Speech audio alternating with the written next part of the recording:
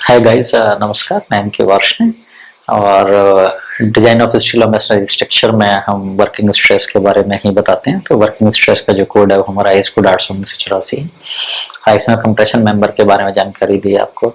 इसके बाद मैं चाहता हूँ कि रिटेनिंग वॉल के बारे में, डैम के बारे में भी आपको जानकारी दूँ। दरअसल रिटेनिंग वॉल एक इस तरह का स्ट्रक्चर है तो जहाँ पर कहीं सॉइल का हम एक्सेसिव कटिंग और फिलिंग करते हैं हाईवे कंस्ट्रक्शन के लिए या रेलवे ट्रैक के कंस्ट्रक्शन के लिए, खासतौर से हिली रीजन्स में, तो वहां पर हम अर्थ के लेटरल प्रेशर को रिटेन करने के लिए हम एक वॉल का कंस्ट्रक्शन करते हैं। वॉल आपकी मसरी की हो सकती है या आरसीसी की हो सकती है और ये ग्रेविटी टाइप की नॉर्मली वॉल होती हैं। और उसमें क्या होता है कि जो अर्थ के द्वारा जो लिटिल प्रेशर लगाया जाता है उसको अपने वजन से जो है उस प्रेशर को होल्ड करती हैं। तो इस तरह की जो वॉल है हमारी रिटेनिंग वॉल कहलाती है। और इस तरह की जो रिटेनिंग वॉल है इनके अपस्ट्रीम में नॉर्मली सॉइल होती है। सॉइल की कहीं भी हम एक्सेसिव फिलिंग करें या कटिंग करते हैं कई बार, तो सॉइल लिटरली कोलैप्स ना हो जाए तो उसको प्रिवेंट करने के नॉर्मली रिटेनिंग वॉल्स जो बनाई जाती है। इसी तरह से हमारा देखें कि डैम क्या होता है कि डैम के अपस्ट्रीम में नॉर्मली रिजर्वायर होता है, पानी स्टोर करते हैं और इस पानी का एक जो लिटरल प्रेशर है, जो हॉरिजॉन्टल प्रेशर है, उस प्रेशर को रोकने के लिए हम नॉर्मली डैम का कंस्ट्रक्शन करते हैं। और ये जो रिटेनिंग वॉल है, डैम है, ये हमारा ट्रेपेजॉइडल शेप में होता है क्योंकि किसी भी सॉइल का प्रेशर है या पानी का जो प्रेशर है वो आप देखेंगे कि ट्रेंगुलर शेप में होता है, यानी कि सबसे ऊपर जो लेटरल प्रेशर कम होता है और जैसे जैसे हम गहराई की ओर बढ़ते चले जाते हैं वैसे वैसे इन लूज फिल के द्वारा, यानी पानी के द्वारा या लूज फिल के रूप में सॉइल है उसके द्वारा एक लेटरल प्रेशर जो है जनरेट किया जाता है जिसको हम कहते हैं पी। तो उसके कारण कोई भी आपका रिटेनिंग वॉल या कोई भी डैम आपका फेल ना हो जाए तो उसके बारे में हम नॉर्मली कैलकुलेशन करेंगे। तो नॉर्मली आपने देखा होगा कि हम कभी भी अगर पानी लें तो पानी की डेंसिटी हम FAR kg पर मीटर क्यूब नॉर्मली लेते हैं। और इसमें जो कंस्ट्रक्शन वर्क है, जो हमारा डैम है या रिटेनिंग वॉल है, उसकी जो मैसनरी की जो डेंसिटी है वो हमने फिलहाल जो ली है वो मैसनरी की 1800 kg पर मीटर क्यूब ले सकते हैं, वैसे 2000 kg पर मीटर क्यूब ले सकते हैं और कई बार हम जो है 2500 kg पर मीटर क्यूब भी लेते हैं आरसीसी के लिए। ठीक है, तो इसमें हम नॉर्मली करते क्या है, जो सॉइल के केस में हम एंगल ऑफ रिपोज का प्रयोग करते हैं फाई। और इसका मान क्या होता है कि जो नॉर्मल सॉइल होती है कहीं भी अगर लूज फिल को हम प्लेस करें और फिल हम उसको डालें तो उसके द्वारा हॉरिजॉन्टल से जो बनाया गया जो एंगल है वो हमारा कहलाता है एंगल ऑफ रिपोज। यानी सॉइल इस तरह की शेप में कहीं आके इकट्ठी हो जाती है ढेर के रूप में, तो उसके द्वारा हॉरिजॉन्टल से जो बनाया गया जो एंगल है वो हमारा फाई कहलाता है। और फाई का मान नॉर्मली 30 डिग्री या 45 डिग्री या 60 डिग्री तक आप ले सकते हैं, है ना। तो इसमें हम नॉर्मली करते क्या है कि एक तो हॉरिजॉन्टल प्रेशर निकालते हैं। कहीं भी जो हॉरिजॉन्टल प्रेशर निकालें तो पी का मान अगर पानी है तो वहां पर हम केस लेते हैं omega into H square by 2, क्योंकि जो प्रेशर डायग्राम है वो आपका ट्रायंगुलर शेप में बनता है। उस ट्रायंगुलर शेप में जब बनता है तो उसका एरिया हम निकालते हैं। तो आप देखें हाइट है उसकी h और नीचे जो है प्रेशर है वो हमारा आता है ओमेगा h, तो उसका एरिया निकाला तो ओमेगा स्क्वायर बाई 2 आता है ना। और सॉइल के केस में जो लिटिल प्रेशर है उसका मान हम करते हैं Ka, उसको हम कहते हैं coefficient of active earth pressure. और इसका मान क्या होता है हमारा 1 minus sine 5 on 1 plus sine 5 into gamma D into H square. तो जो P लिटिल प्रेशर है सॉइल के केस में हम क्या लेते हैं gamma D into H square by 2 into Ka। और Ka का मान आपको पहले मैंने बताया 1 minus sine 5 on 1 plus sine 5। पानी के केस में जो हमारा पाई का मान है वो हमारा 0 होता है, तो वहां पर जो Ka का मान है वो हमारा क्या हो जाता है 1 हो जाता है। क्योंकि अगर सपोज करें कि साइन 5 साइन 0 रखें तो 1 माइनस 0 अपॉन 1 प्लस 0, तो Ka का मान कितना हो गया पानी के लिए 1 हो गया। तो इसलिए वहां पर Ka हमारा पानी केस में साइलेंट होता है। तो जो हमने लिटरल प्रेशर हमने निकाल लिया है, इसके बाद हम क्या निकालते हैं कि लिटरल प्रेशर जो है किसी भी डैम या रिटेनिंग वॉल की कितनी हाइट पर जो काम करता है। तो नॉर्मली जितनी ऊंचाई तक आपका लूज फिल होता है, जितनी ऊंचाई तक उसमें पानी भरा होता है, उस ऊंचाई का 1/3 कर दें तो हमारा कहलाता है h/3। वहां पर ये प्रेशर आपका काम करता है। इसके बाद हम जो डैम है या रिटेनिंग वॉल है उसका एक वर्टिकल वेट निकालते हैं जो नीचे की ओर काम करता है, वर्टिकल वेट। और कहीं भी किसी चीज का अगर हम वेट निकालें तो वेट के लिए हमें क्या करना होता है, उसका वॉल्यूम निकालना होता है और डेंसिटी निकालनी होती है ना। और किसी भी चीज का वॉल्यूम निकाला तो हमें एरिया निकालना होता है, उसको लंबाई से गुणा कर देते हैं और डेंसिटी से मल्टीप्लाई करते तो वेट मिल जाता है। इसके बाद हम देखते हैं कि इसमें जो ये वेट है वो किसी भी डैम या रिटेनिंग वॉल के जो वर्टिकल फेस है उससे कितनी दूरी पर ये काम करता है। तो उसके लिए एक सिंपल फॉर्मूला चाहे तो हम वैसे भी x बार का मान निकाल सकते हैं, W1x1 plus W2x2 plus W3x3 upon W1 plus W2 plus W3। और अगर आपका ट्रेपेजॉइडल शेप है सीधी तो उसमें आराम से हम CG आसानी से निकाल लेते हैं इस फॉर्मूले का इस्तेमाल करते हैं। और कई बार हम जो यूज कर लेते हैं इसमें a square plus b square plus ab upon 3 into a plus b से हम x बार का मान निकाल लेते हैं। इसके बाद हम निकालते हैं z का मान। z क्या है कि जहां पर आपने देखा होगा कि जो P हॉरिजॉन्टल प्रेशर और एक जो वर्टिकल जो आपका लोड है किसी भी डैम का रिटेनिंग वॉल का, तो दोनों एक दूसरे को 90 डिग्री पर काटते हैं। तो इसके द्वारा जो रिजल्टेंट बेस पर जो काम करता है वो दूरी हमारी z कहलाती है। और z का मान वैसे मोमेंट के आधार पर अगर हम निकालें तो उसका मान होता है P/W into h/3 plus x बार, है ना। और x बार जो है वो लोड है जो आपका डैम की वर्टिकल फेस से जहां पर आपका वेट काम करता है, तो उसके बीच की दूरी हमारी x बार कहलाती है। तो इस तरह z का मान निकाल लेते हैं। इसके बाद हम इसेंट्रिसिटी निकाल लेते हैं। इसेंट्रिसिटी का मान क्या होता है, z माइनस b/2, यानी अगर किसी डैम के बेस की या रिटेनिंग वॉल के बेस की चौड़ाई b है तो उसका आधा कर दें तो दैट इज द b/2। तो इसेंट्रिसिटी क्या होगी आपकी, z माइनस b/2। और इसके बाद हम इसमें p मैक्सिमम और p मिनिमम का मान निकालते हैं। नॉर्मली जो p मैक्सिमम का मान है वो आपका टो की तरफ होगा, जिसका मान होगा w/p इंटू ब्रैकेट में 1 माइनस 6c/b, ठीक है। और p मिनिमम कहाँ होगा, हिल की तरफ होगा, जहां पर आपका लूज फिल रखा हुआ है या भरा हुआ है वहां पर हील कहलाते हैं। तो हील पर जो आपका प्रेशर है वो कितना होगा आपका P/W इंटू 1 माइनस 6e/b। तो आप देखेंगे इसमें कि जो P मैक्सिमम का मान है किसी भी डैम के लिए, रिटेनिंग वॉल के लिए, जो टो की तरफ काम करता है वो सॉइल की बेरिंग कैपेसिटी से ज्यादा ना हो, अन्यथा डैम आपका ओवर टर्निंग में फेल हो जाएगा। इसी तरह से P मिनिमम जो हील की तरफ जो प्रेशर काम करता है वहां पर जो P मिनिमम का मान आपका 0 या आपका मिनिमम हो सकता है, और इसके बाद ये कभी भी माइनस में नहीं जाता, अन्यथा क्या होता है हील पर टेंशन डेवलप हो जाता है, यानी हील आपकी बेस से ऊपर उड़ जाती है और इसके कारण डैम आपका ओवर टर्निंग में या रिटेनिंग वॉल आपकी फेल हो जाती है। तो ई का मान हमारा किसके ऊपर डिपेंड करता है, हमारा ई का मान आपका हॉरिजॉन्टल प्रेशर जो पी है लेटरल प्रेशर, और आपका जो वर्टिकल जो वेट है किसी भी चीज का, किसी भी डैम का, उसके ऊपर ये चीजें डिपेंड करती हैं, ठीक है। तो डैम का या रिटेनिंग वॉल का फेलियर हमारा किस में, या तो क्रशिंग में है, यानी टो पे इतना ज्यादा लोड आ रहा है, उसका जो पी मैक्सिमम का मान है वो सॉइल की बेरिंग कैपेसिटी से, बेस की बेरिंग कैपेसिटी से ज्यादा ना हो, और हील पर जो प्रेशर का मान है वो आपका 0 से कम ना हो, माइनस में ना जाए, अन्यथा बेस पर टेंशन आ जाएगा और फिर वो डैम आपका ओवर टर्निंग में फेल हो जाएगा। इसी तरह से हम कहते हैं इसको स्लाइडिंग में फेल होना। स्लाइडिंग में फेल होने का मतलब है कि अगर किसी भी डैम के ऊपर लेटरल प्रेशर इतना ज्यादा आ रहा है, लेटरल प्रेशर, साइड का प्रेशर इतना ज्यादा आ रहा है कि डैम आपका खिसक के कहीं आगे की ओर खिसक जाए, तो उसको हम कहते हैं स्लाइडिंग में फेल होना। तो स्लाइडिंग में फेल होने के लिए कंडीशन क्या है कि P should be horizontal pressure, lateral जो है should be less than mu into W। Mu हमारा क्या है, ये हमारा कोफिशिएंट ऑफ फ्रिक्शन है जिसका मान नॉर्मली 1 से कम होता है, और इसके बाद हम लेते हैं म्यू W, और W क्या है हमारा, that is the weight of the dam या रिटेनिंग वॉल। तो किसी चीज का वेट अगर बहुत ज्यादा है तो आप देखेंगे वो चीज लेटरल प्रेशर को ज्यादा बियर कर सकती है। अगर कोई बॉडी आपकी हल्की है तो आपकी कम लेटरल प्रेशर पर वो आगे की ओर स्लाइड कर सकती है। जैसे नॉर्मल एक एग्जांपल है, एक स्कूटर खड़ा, आप उसको पुश करें तो उसका वेट कम है तो कम प्रेशर पे, लेटरल प्रेशर पे वो आगे की ओर स्लाइड कर जाता है।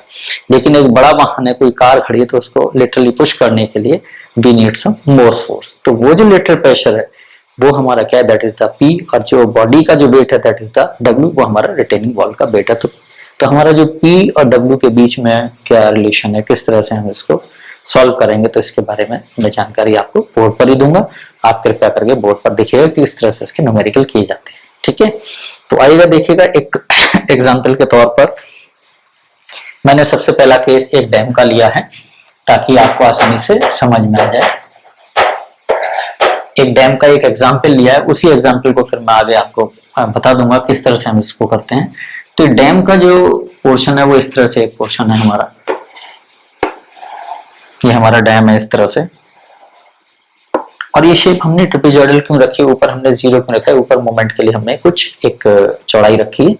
नॉर्मली आपका 1 फीट से लेकर 2 फीट चौड़ाई होती है ताकि इसके ऊपर चलकर हम डैम के बारे में इंस्पेक्शन कर सकें, डैम के अंदर कहीं भी कोई कमी आती है तो उसको हम दूर कर सकें। तो यहाँ पर एक मैंने एग्जाम्पल लिया है इस तरह से कि यहाँ पर ये इसका अप स्ट्रीम है जिसमें कि हमने क्या फीड किया है, वाटर फीड किया है। यहाँ पर हमारा क्या है, वाटर।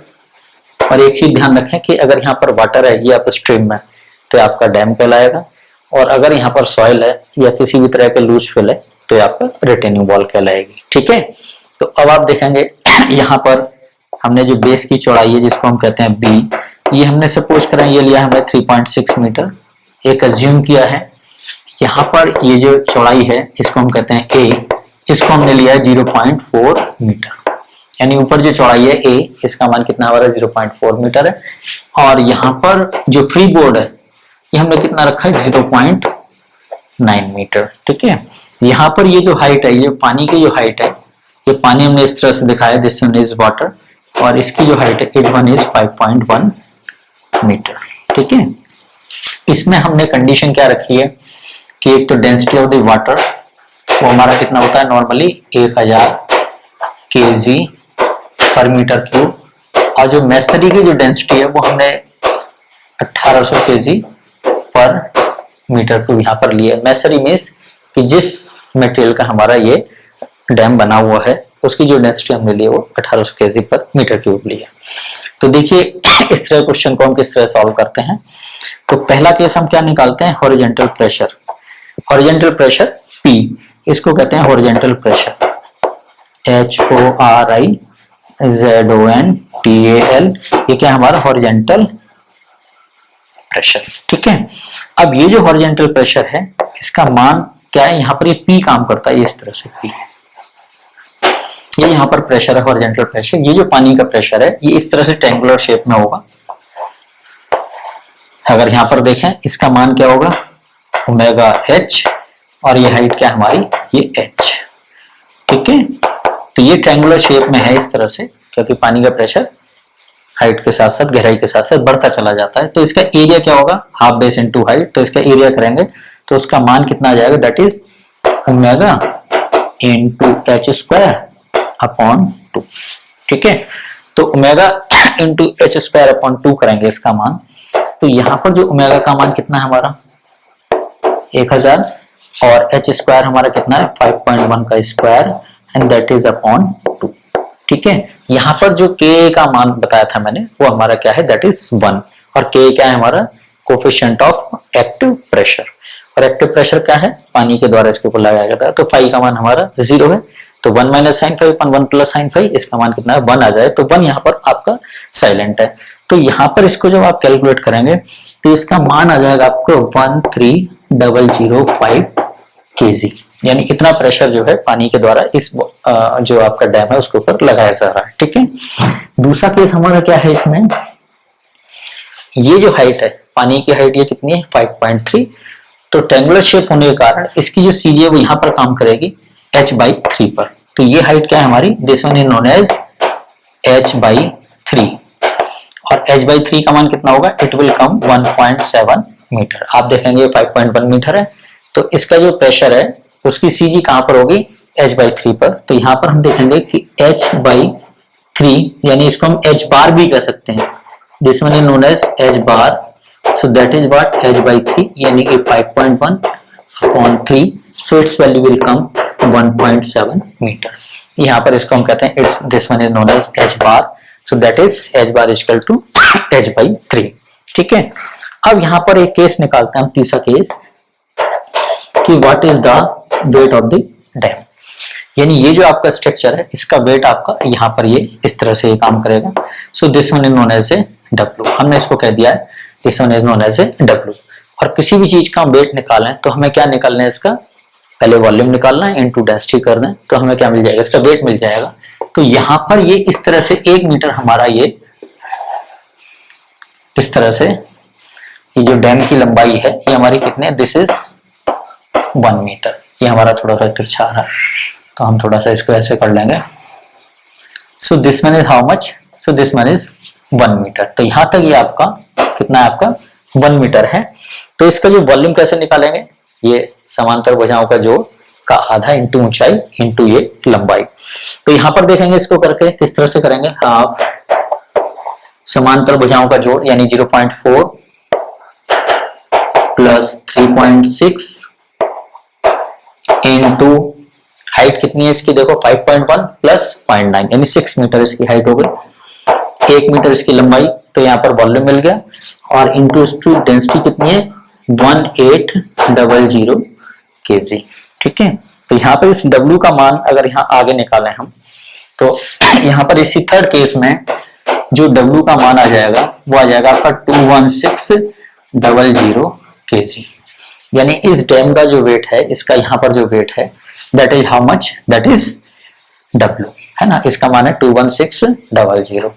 इसके बाद हम निकालते हैं इसमें ये x बार का मान।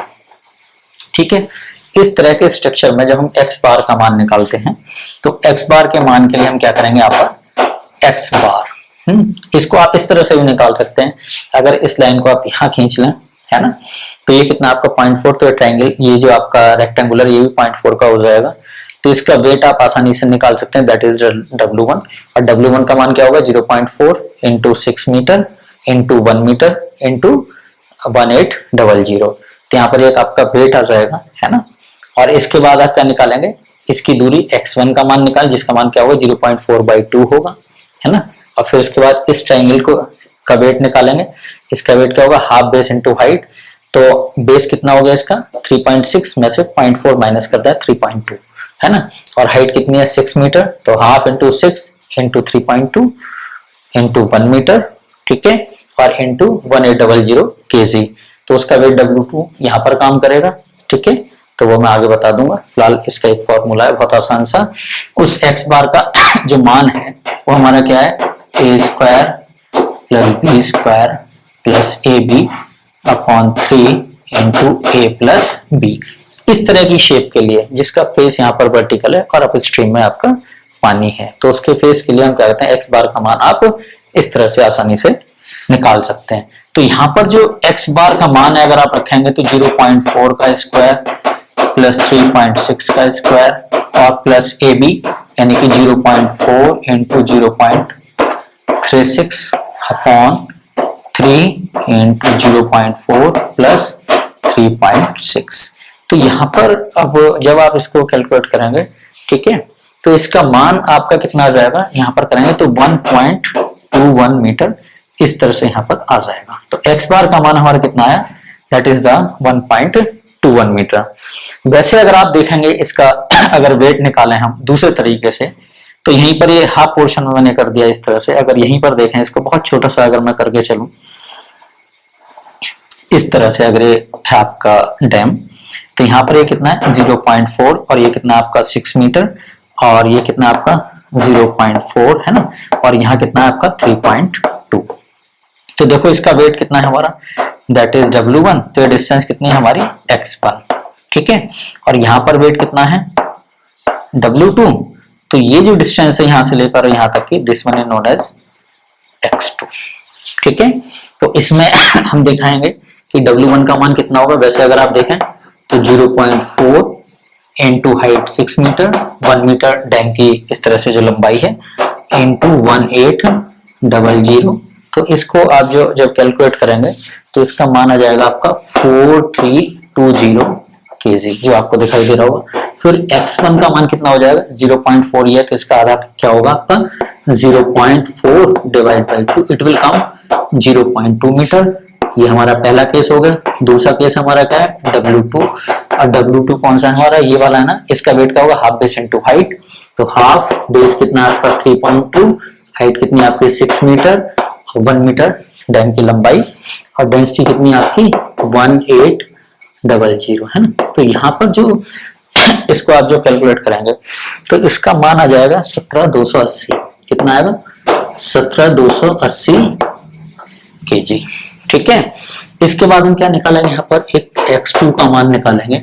x2 मीन्स यहाँ से यहाँ तक की डिस्टेंस, तो ये डिस्टेंस कितनी है आपकी 0.4 प्लस 3.2/3। तो यहाँ हो जाएगा आपका 0.4 प्लस 3.2/3, ठीक है। 3.2/3 यानी इस ट्रायंगल का 1/3 पे सीजी होगी, और ये कितना आपका 0.4 मीटर। तो इसको आप सॉल्व करेंगे, इसका मान आ जाएगा आपका 1.47 मीटर, ठीक है। तो यहीं पर अगर आप देखेंगे यहाँ पर फिर हम अगर x बार का मान अगर आगे बढ़ाएं थोड़ा सा, तो यहाँ पर जो x बार का मान क्या है W1 x1 plus W2 x2 upon W1 plus W2, है ना। तो इसको जब आप कैलकुलेट करेंगे W1 x1 plus W2 x2 upon W1 plus W2, है ना। तो यहाँ पर जो इसका मान है वो आप कैलकुलेट करेंगे, इट विल कम 1.21 मीटर। तो इस तरह से भी हम नॉर्मली वेट x बार के मान को आप निकाल सकते हैं बहुत आसानी से, ठीक है। अब पांचवा क्वेश्चन क्या है हमारा, z। हमें क्या निकालना है, z का मान निकालना है। तो यहीं पर आ जाएं, z का मान क्या है, देखो p इस तरह से काम कर रहा है, यहाँ पर w इस तरह से काम कर रहा है, तो इसका रिजल्टेंट क्या होगा, दैट विल कम ये क्या है हमारा रिजल्टेंट। जब दो फोर्स 90 डिग्री पर काम करते हैं तो रिजल्टेंट ये देखो, ये हॉरिजॉन्टल फोर्स है P और ये आपका W है, तो इसका रिजल्टेंट यहाँ पर काम करेगा। इसकी ये जो डिस्टेंस है ये हमारी कहलाती है दैट इज Z। ठीक है, जब यहाँ पर रिएक्शन काम करे तो इसका रिएक्शन किस तरह से होगा, ये R डैश इस तरह से होगा, और यहाँ पर जब ये W नीचे काम कर रहा है तो ये W ऊपर भी काम करेगा, और जब ये P इधर काम कर रहा है तो P आपका यहाँ पर भी काम करेगा इस तरह से। सो दैट इज P। तो यहाँ देखेंगे आपका एक्शन का रिएक्शन है। तो इसके सापेक्ष अगर हम मोमेंट ले लें, इसको O पॉइंट मान लें, नॉर्मली ये हील कहलाता है, this one is known as heel. अगर हम इसको आगे देखें, so this one is heel and this one is known as a toe. ठीक है, तो इसमें Z का मान अगर आप निकालें, इसके सापेक्ष अगर मोमेंट लें तो O के सापेक्ष मोमेंट लें तो क्या होगा हमारा, that is W into X bar plus P into H by 3 बराबर W इंटू Z और प्लस P इंटू 0। तो यहाँ पर आप इसको करके देखेंगे हमारा क्या आ रहा है, यहाँ पर मोमेंट लें तो that is how much P into H by 3, देखो ये P into H by 3 plus W into X bar बराबर यहाँ पर आ रहा है that is W into X bar, और फिर ये दोनों क्लॉकवाइज हैं तो that is P into H by 3 plus W into X bar बराबर दिस W इंटू Z बराबर W इंटू Z। तो यहाँ पर देखेंगे Z का मान क्या आ जाएगा आपका, P upon W into H by 3 plus X bar.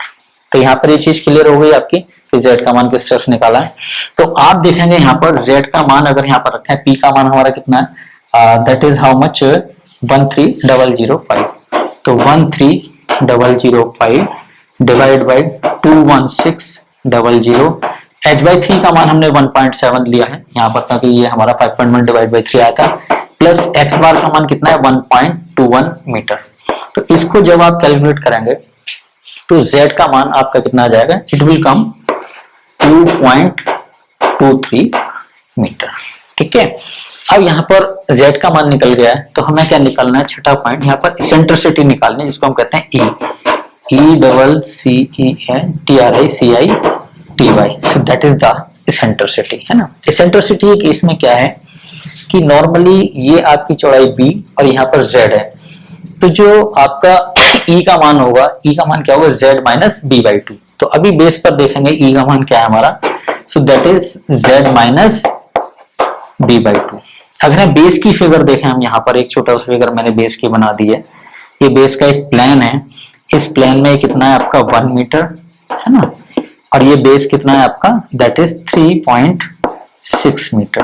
Okay, तो इसमें जो Z का मान है वो यहाँ पर काम कर रहा है Z, और Z हमारा कितना आया था, इट इज 2.23 मीटर। ये क्या है हमारा Z का मान है। तो जो इसेंट्रिसिटी है वो कहाँ होगी, ये कितना है हमारा 1.8, जिसको हम कहते हैं B बाई 2। तो ये क्या है हमारी, दिस वन इज इसेंट्रिसिटी।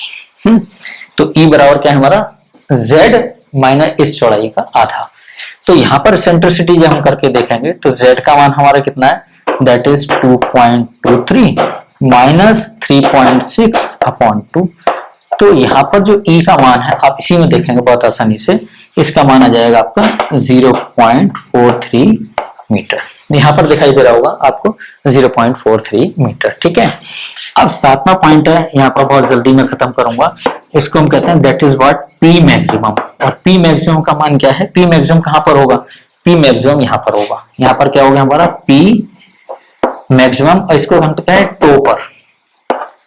ये क्या है हमारा P maximum at toe, TOE, this one is known as toe. ठीक है, और इसके बाद ये क्या है हमारा, this one is known as heel, वो बहुत छोटा सा लिख दिया है, so this one is known as heel, है ना। तो यहाँ पर ये हील और ये टो। तो P मैक्सिमम का मान अगर आप बहुत जल्दी से कैलकुलेट करें तो W अपॉन B, फिर 1 प्लस 6E अपॉन B। तो यहाँ पर इस वैल्यू को आप कैलकुलेट करेंगे, सो W upon B that is 21600, और B का मान 3.6, और 1 प्लस 6, E का मान आपका कितना है 0.43, और यहाँ पर B का मान कितना है आपका 3.6। तो इस P मैक्सिमम को अगर आप यहाँ पर कैलकुलेट करेंगे तो इसका जो मान है वो कितना आ जाएगा आपका 10300 kg पर मीटर स्क्वायर। ठीक है, यहाँ पर इसका मान कितना है 10300 kg पर मीटर स्क्वायर है ना। इसके बाद एक 8वां पॉइंट है, यहाँ पर हम क्या यूज करेंगे, दैट इज P मिनिमम। क्या यूज करेंगे यहाँ पर हम, P मिनिमम। तो मिनिमम कर दिया मैंने, और इसका मान क्या होगा W upon B into 1 minus 6E upon B. तो यहाँ पर जब आप वैल्यू पुटअप करेंगे तो W मीन्स वही आपका 21600 divide by 3.6 into 1 minus 6 0.43 upon 3.6।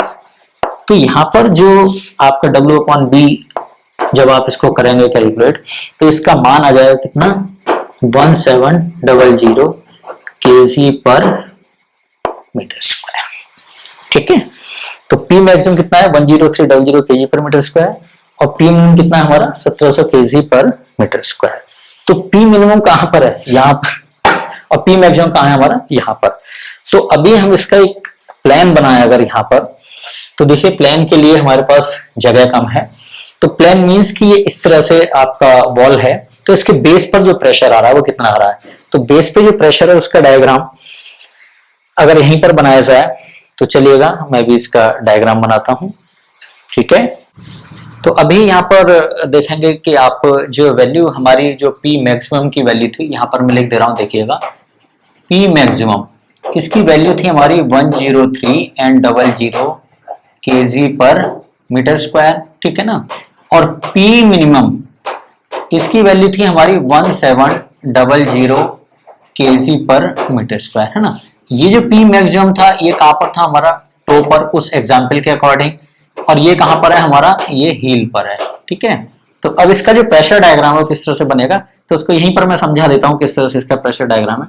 तो नॉर्मली ये हमारा डैम है जिसकी फिगर यहाँ पर मैं बना रहा हूँ, बहुत छोटी सी फिगर है, इस तरह से फिगर है ना। ये इसका बेस है, इस तरह से आप देखेंगे तो ये 1 मीटर, ये इसकी इस तरह से ये लंबाई है जो हमने ली है नॉर्मली। ठीक है, और ये हमारा कितना है, दैट इज 1 मीटर, और ये बेस की चौड़ाई हमारी कितनी थी, दैट इज 3.6 मीटर है ना। ये जो हाइट थी ये हमारी कितनी है, इट इज 6 मीटर, और इसके बाद ये जो चौड़ाई थी हमारी, या ये वाली चौड़ाई भी हम कह सकते हैं, सो दिस इज 0.4 मीटर जिसको हमने ए रखा था है ना। तो इसका बेस पर जो प्रेशर जो डायग्राम है वो हमारा इस तरह से बनेगा, देखिएगा यहाँ पर ये बेस की ये लंबाई बराबर ये लंबाई हो गई, तो इसकी यहाँ पर जो प्रेशर है और यहाँ प्रेशर हमारा क्या है, दैट इज मैक्सिमम। इसको इससे आप मिला देंगे, तो ये क्या है यहाँ पर अगर लिखें हम, तो चलो यहाँ पर आ जाए, तो this one is P minimum, this is what P minimum, और इसका मान हमारा क्या था, that was W upon B into 1 minus 6E upon B. ठीक है, और इसका मान हमारा आया था यहाँ पर 1700 kg पर मीटर स्क्वायर, वो आपका कहाँ है, यहाँ पर है। ठीक है, और ये यहाँ पर क्या है, this one is the P maximum, और जिसका मान क्या था हमारा W upon B into 1 plus 6E upon B, और इसका जो मान आया था वो हमारा कितना था, दैट वाज द 10300 kg पर मीटर स्क्वायर। ठीक है, अब ये चूंकि प्रेशर डायग्राम है, इट मींस कि इस तरह से है, तो यहाँ प्रेशर ज्यादा है तो ऐसे, और यहाँ प्रेशर कम है तो यहाँ ये कम है दबाव, यानी दोनों, और ये क्या हो रहा है हमारा कंप्रेशन है। इस डायग्राम को हम ऐसे भी अगर कर सकते हैं, इसको 1 मीटर ऐसे बढ़ा लें, इसकी मैं आपकी 3 डायमेंशन ये फिगर बना रहा हूँ, तो इस 3 डायमेंशन फिगर से आप ये चीज आसानी से समझ सकते हैं। तो इसको आप इस तरह से भी अगर आप कर लें, यहाँ पर ये पैरेलल, और इसको इससे मिला दें, तो ये हमारा क्या है, this is the pressure diagram, ये हमारा प्रेशर डायग्राम है। ठीक है, अब यहाँ पर कंडीशन क्या आती है, देखिएगा कि हम पहली कंडीशन फेलियर की, तो यहीं पर समझा दे रहा हूं मैं कि पहली कंडीशन हमारी फेलियर की FAILURE, फेलियर की कंडीशन में कहते हैं कि no tension at heel, no tension at heel, यानी कि हील पर किसी तरह का कोई भी टेंशन नहीं आना है। और ये हमारा क्या है, this portion is known as a heel, ये पॉइंट हमारा क्या है, हील। हील क्यों है कि यहां पर हमारा पानी भरा हुआ है, इसको हम कहते हैं this is U/S and this portion is known as D/S। Upstream इस डैम के लेफ्ट साइड में है इस समय इस फिगर के अकॉर्डिंग, और राइट साइड में आपका डाउन स्ट्रीम है। तो अप स्ट्रीम में आपने क्या देखा, यहाँ पर पानी है, तो यहाँ पर ये आपका हील हो गया। अगर यहाँ लूज फिल है तो आपका रिटेनिंग वॉल कहलाएगा, और ये पोर्शन कहलाता है टो। तो आप देखेंगे जब प्रेशर इस तरह से पी आ रहा है, यहाँ पर पानी का प्रेशर, और ये प्रेशर ये वेट आपका W है और ये प्रेशर P है, तो इसका रिजल्टेंट आगे जाएगा तो यहाँ प्रेशर ज्यादा होगा और यहाँ कम होगा। तो ये कहते हैं for the no tension at heel, heel पे कोई भी टेंशन नहीं है, तो इसमें कहते हैं कि P मिनिमम शुड बी 0, है ना। अगर हील पर वैसे तो कंप्रेशन आना चाहिए, लेकिन किसी कारण से अगर कंप्रेशन 0 हो जाता है तो वहां पर किसी भी तरह का टेंशन नहीं होना चाहिए। तो P मिनिमम अगर 0 कर लें तो यहां पर मान क्या होगा, देखिएगा आप, W/B इंटू 1 माइनस 6E/B बराबर 0। तो इट मीन्स अगर इसको कैलकुलेट करेंगे तो 1 माइनस 6E/B बराबर 0। तो इसका मतलब क्या होगा कि E बराबर कितना होगा, B/6। यानी कोई भी सेंट्रिसिटी है वो मैक्सिमम आपकी कहां तक जा सकती है, B/6 तक जा सकती है। तो अगर ये चौड़ाई हमारी कितनी है, बेस की चौड़ाई 3.6, इसको आप 6 से डिवाइड करेंगे तो 0.6 मीटर ही आ जाएगा। यानी इसेंट्रिसिटी मैक्सिमम इस केस में 0.6 से ज्यादा नहीं होनी चाहिए, वरना बेस पर या हील पर यहाँ पर टेंशन डेवलप हो जाएगा और जो आपका डैम है या आपकी रिटेनिंग वॉल है वो आपकी ओवरटर्निंग में फेल हो जाएगी। तो कभी भी किसी चीज को अगर फेलियर से आपको बचाना है इस डैम को, तो इसमें कहते हैं no tension at the heel, पर किसी तरह का टेंशन जनरेट नहीं होना चाहिए। तो यहीं पर अगर हम करेंगे Z का मान आप निकालें, तो Z का मान क्या होता है हमारा, that is B/2 plus E। तो आप इसको कैलकुलेट करेंगे, सो that is what, B/2 plus E means क्या है हमारा, B/6, that is how much, E बराबर B/6। ठीक है, तो जब आप इसको कैलकुलेट करेंगे तो ये आ जाएगा आपका 2B/3। तो यानी कि ये जो रिजल्टेंट है, जो आपका ये P था और ये W था, ये W इस तरह से आ रहा है, P इस तरह से आ रहा है ना। तो इसका जो रिजल्टेंट है यहां पर देखेंगे, ये जो रिजल्टेंट है ये R जो है, और ये जो डिस्टेंस है Z, ये Z जो है 2B/3 से ज्यादा नहीं होना चाहिए। तो 2B/3 पर ये करेंगे कितना होना चाहिए, इस Z का मान इसके अकॉर्डिंग करें तो आपका 2B/3, तो B/3 करें तो कितना हो जाएगा 1.2, और 2 से मल्टीप्लाई करते हैं तो 2.4। यानी यहां पर इस केस में Z का मान अधिकतम कितना हो सकता है, 2.4 मीटर हो सकता है। ठीक है, उससे ज्यादा होगा तो डैम आपका ओवरटर्निंग में फेल हो जाएगा। इसके बाद हम कहते हैं इसका फेलियर के दूसरा केस लेते हैं हम, क्रशिंग। तो क्रशिंग में CRUSHING, कोई भी चीज आपकी, ये जो आपका डैम है इस समय जो बनाया है, ये टॉपर यहाँ पर क्या हो गया, क्रशिंग में फेल नहीं होना चाहिए। तो उसमें कहते हैं कि P maximum should not be greater then SBC माने सॉइल की सेफ बियरिंग कैपेसिटी, यानी ultimate bearing capacity divide by factor of safety हम कर दें तो हमें क्या मिल जाती है, सेफ बियरिंग कैपेसिटी से ज्यादा नहीं होना चाहिए। या जो मटेरियल की जो मैक्सिमम क्रशिंग स्ट्रेंथ है जो हमने इस डैम के अंदर यूज किया है, उससे ज्यादा कभी P मैक्सिमम का मान नहीं होना चाहिए। और P मैक्सिमम कब होगा, जब आपका P मिनिमम 0 हो जाए, है ना। तो यहां पर आप देखेंगे कि P मिनिमम अगर 0 हो जाए और P मैक्सिमम किस तरह से होगा इसका डायग्राम तो देखिएगा इस तरह से। अगर यहां पर हम प्रेशर डायग्राम बनाए तो यहाँ 0 हो जाएगा, यहाँ आपका P मैक्सिमम आ जाएगा। उस समय ये डायग्राम इस तरह से बनेगा, यहाँ पर बिल्कुल सीधा कर लें, और ये आपका इस तरह से 1 मीटर हमने बना दिया, ये छोटी सी एक फिगर बना दी है इस तरह से, और ये डायग्राम आपका यहाँ पर इस तरह। सो this one is what, so this one is the pressure diagram. ठीक है, तो बेस का प्रेशर जिसमें कितना हमारा, दैट इज B, है ना, जो भी आपका डैम या रिटेनिंग वॉल का जो बेस है, और ये हमारा कितना है, दिस वन इज 1 मीटर, और ये हमारा क्या होगा, P मैक्सिमम एट टो, और यहां पर क्या है हमारा P मिनिमम दैट इज 0, है ना। तो यहां पर क्या होगा, E का मान कितना होगा, इसेंट्रिसिटी B/6 और Z बराबर 2B/3। इस केस में यहां पर ये चीज होगी, है ना। तीसरा केस हम लेते हैं कि डैम के किसी भी रिटेनिंग वॉल के फेलियर का। तो देखिए तीसरा केस क्या है हमारा, कि that is P should not be greater then μW, P should not be greater then μW। इसको हम कहते हैं failure in sliding, SLIDING। Sliding माने आगे खिसकने में। तो नॉर्मली क्या हो रहा है, जब P का मान इधर से आ रहा है तो म्यू डब्ल्यू आपका यहां काम करेगा। सो that is what, this is mu W, है ना। म्यू क्या है, हमारा कोफिशिएंट ऑफ फ्रिक्शन है जिसका मान नॉर्मली 1 से कम होगा। और ये म्यू किसके ऊपर डिपेंड करता है, इसकी सरफेस पे डेवलप होने वाला फ्रिक्शन के ऊपर डिपेंड करता है। फ्रिक्शन जितना ज्यादा हो म्यू का मान उतना ज्यादा हुआ। और डब्ल्यू यानी वेट किसी भी इस रिटेनिंग वॉल के डैम का जितना ज्यादा होगा, जितनी उसकी ग्रेविटी ज्यादा होगी, इतना ही आपका म्यू डब्ल्यू का मान ज्यादा होगा, है ना। तो कोई भी डैम या रिटेनिंग वॉल अगर स्लाइडिंग में फेल नहीं होने देना है तो P यानी हॉरिजॉन्टल प्रेशर जो आपका लूज फिल की तरफ से किसी रिटेनिंग वॉल या वॉल के ऊपर लगाया जा रहा है डैम के ऊपर, उसका मान हमेशा म्यू डब्ल्यू से कम होना चाहिए। तो हमारा केस है हमारा स्लाइडिंग का। तो एक उस केस में हमने लिया था कि यहां पर आप इस एग्जाम्पल के आधार पर आप आसानी से इसको देख सकते हैं, ठीक है।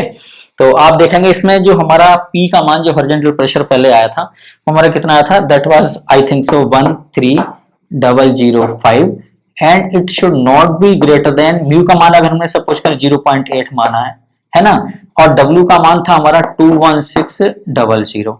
तो इसको जब हम यहाँ पर सॉल्व करेंगे तो ये बराबर हमारा कितना आ जाएगा, इट विल कम से 17280 kg, ठीक है। कितना जाए 1728 kg। तो आप देखेंगे ये जो है 13005 kg is not greater than 1728, यानी कि ये जो हमने डैम बनाया है वो हमारा परफेक्टली सेफ है। तो अब मैं इसी केस को थोड़ा सा और आगे बढ़ा लेता हूं यहाँ पर, तो आपको बहुत आसानी से ये समझ में आ जाएगा कि किस तरह से हमने नेक्स्ट केस किया है। तो इसी में देखें, एक हमने रिटेनिंग वॉल ली है, RETAIN रिटेनिंग वॉल।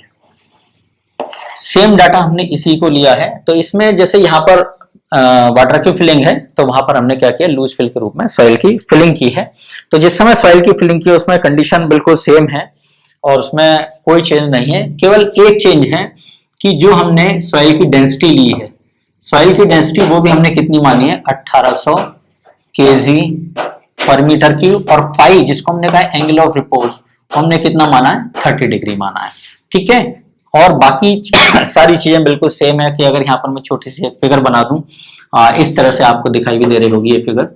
अगर मैं थोड़ा सा इसको रिवाइज कर दूं तो यहाँ पर ये चौड़ाई हमारी वही आपकी 3.6 बेस पर चौड़ाई, और ये हाइट आपकी वही 6 मीटर, बहुत जल्दी से बताऊंगा, और ये आपका 0.4 मीटर। और यहाँ पर जो सॉइल की फिलिंग है, जो सॉइल की फिलिंग है यहाँ पर, और इसमें जो गामा डी का मान है वो हमारा कितना है, 1800 kg पर मीटर क्यूब, है ना। यहाँ पर इसमें P काम करेगा, वही उसी तरह से हम P का मान निकालेंगे। तो यहाँ पर जो हमारा पहला केस है हम क्या निकालते हैं, बहुत जल्दी बताऊंगा।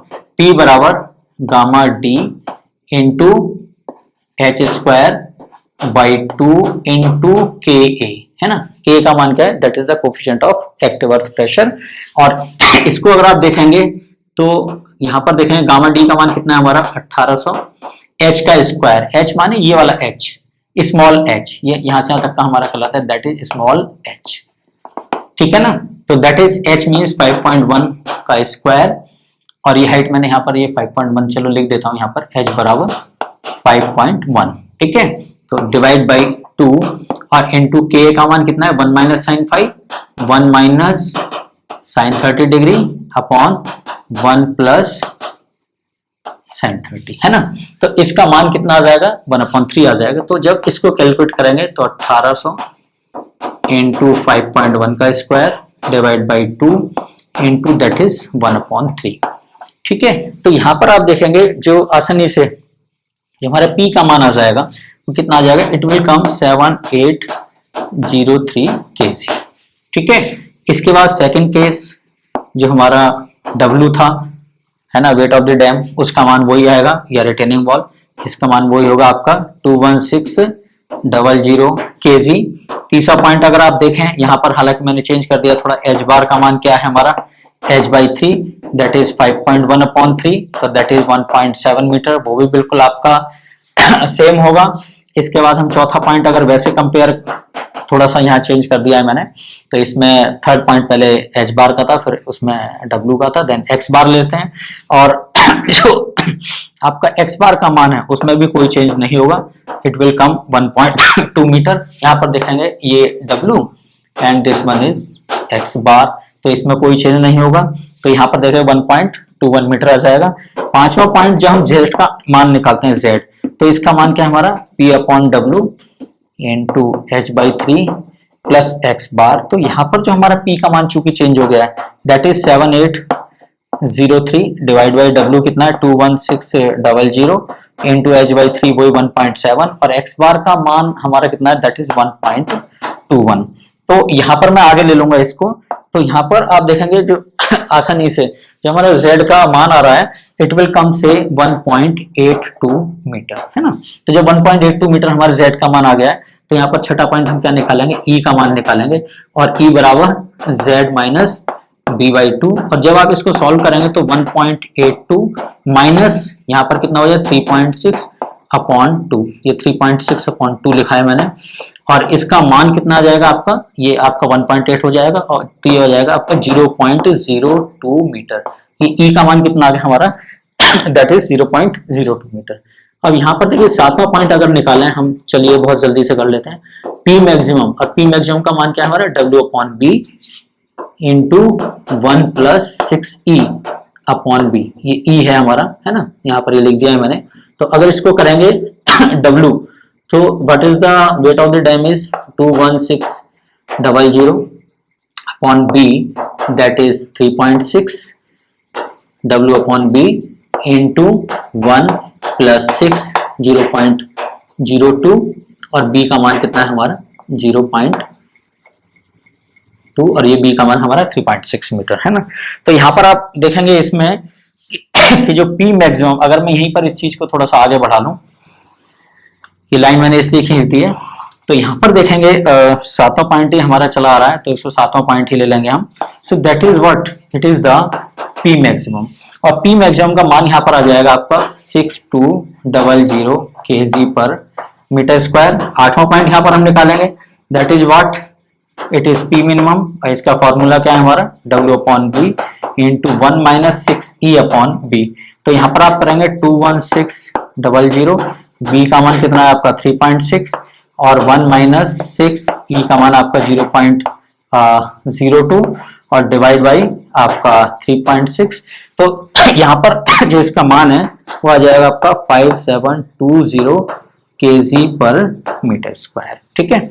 तो इस तरह से आप कंपैरेटिव स्टडी आप देखेंगे कि सेम हमने डैम लिया है और सेम हमने रिटेनिंग वॉल ली है, तो एक डेंसिटी में जो चेंज हुआ है, पानी की डेंसिटी है जो हमारी थी 1000 kg/m3, यहाँ पर हमने सॉइल की डेंसिटी कितनी ली, हमने 1800 kg/m3। यहाँ पर हमने एंगल ऑफ रिपोज फाई का मान 30 डिग्री लिया है, जबकि पानी के केस में फाई का मान कितना होता है 0 होता है। तो यहाँ पर जब पानी के केस में क्या है, तो 1 minus sine 0 upon 1 plus sine 0, तो इससे मान कितना आ जाए साइन 0 0, तो 1 minus 0 upon 1 plus 0 that is 1/1, तो इसका मान आपका 1 आ जाए। तो पानी के केस में हम हमेशा Ka का मान 1 लेते हैं, जबकि सॉइल के केस में 1 minus sine 5 upon 1 plus sine 5, ठीक है। तो यहाँ पर देखेंगे P मैक्सिमम और P मिनिमम के मान में चेंज आया। अब इसका अगर हम डायग्राम, जो प्रेशर डायग्राम ड्रॉ करें, तो डायग्राम किस तरह से होगा, यहाँ पर देखिए इस तरह से, और यहाँ प्रेशर हमारा कितना है 5720, तो यहाँ लिख देंगे आप 5720 kg/m², है ना। और यहाँ पर कितना है 62, बहुत कम ही चेंज है, दैट इज 6200 kg/m²। इसको आप इससे बिल्कुल ऐसे मिला दीजिएगा, ठीक है। तो ये आपका प्रेशर डायग्राम हो गया, ठीक है। और इसको अगर 3 डायमेंशन में बनाना चाहें तो 3 डायमेंशन में आप इस तरह से इसको बना सकते हैं। तो ये फिगर आपकी क्या कहलाएगी, ये फिगर आपकी 3 डायमेंशन हो गई। इसमें ये चौड़ाई वही आपकी 3.6 मीटर, क्योंकि बेस की चौड़ाई जो है इस तरह से है, और ये चौड़ाई आपकी 1 मीटर, जो हमने डैम की लंबाई रखी है वो 1 मीटर रखी है, और ये आपका इस तरह से प्रेशर डायग्राम हो गया। इसको अगर 3 डायमेंशन बनाना चाहें तो इसको आप इस तरह से मिला दीजिएगा, है ना। तो यानी कि यही जो डैम है वो इस तरह से इस बेस के ऊपर रखा हुआ है, तो प्रेशर जो इस तरह से आ रहा है सॉइल के ऊपर, यहाँ प्रेशर आपका 5720 kg/m² और यहाँ पर आपका 6200 kg/m²। तो नॉर्मली जो क्वेश्चन है इसी में पूछे जाते हैं कि डैम का फेलियर आपका किस तरह से होता है। तो डैम का फेलियर का केस मैंने स्लाइडिंग में बताया कि P should not be greater then mu W. इसके बाद बताया कि जो आपका क्रशिंग में क्या होता है कि पी मैक्सिमम जो है should not be greater than soil की bearing capacity, safe bearing capacity. SBC में safe bearing capacity of the soil कह सकते हैं, और या स्ट्रेंथ ऑफ द मटेरियल, और STRENGTH strength of material used in dam oblique retaining wall. ठीक है ना, जो भी यहां पर मटेरियल हमने यूज किया है टॉपर, वो आपका क्रशिंग में फेल ना हो जाए। और तीसरा केस जो बताया मैंने कि no tension at the base. अब बेस में कहां पर, हील पर किसी तरह का टेंशन डेवलप ना हो। अगर कंप्रेशन है तो बेटर है, लेकिन इसमें नो टेंशन डेवलप होना चाहिए, किसी तरह टेंशन नहीं होना चाहिए। तो देखिएगा मैंने कंपैरेटिव स्टडीज में किया है, तो बहुत आसानी से आपको समझ में आ गया हो कि किस तरह से हमने डैम और रिटेनिंग वॉल का क्वेश्चन हमने यहाँ पर सॉल्व किया है। ठीक है, चलिएगा इस वीडियो को आप देखते रहिएगा, और इसमें किसी भी तरह का अगर कोई कमेंट है तो मुझे शेयर कीजिएगा, उसको पोस्ट कीजिएगा। Thank you so much.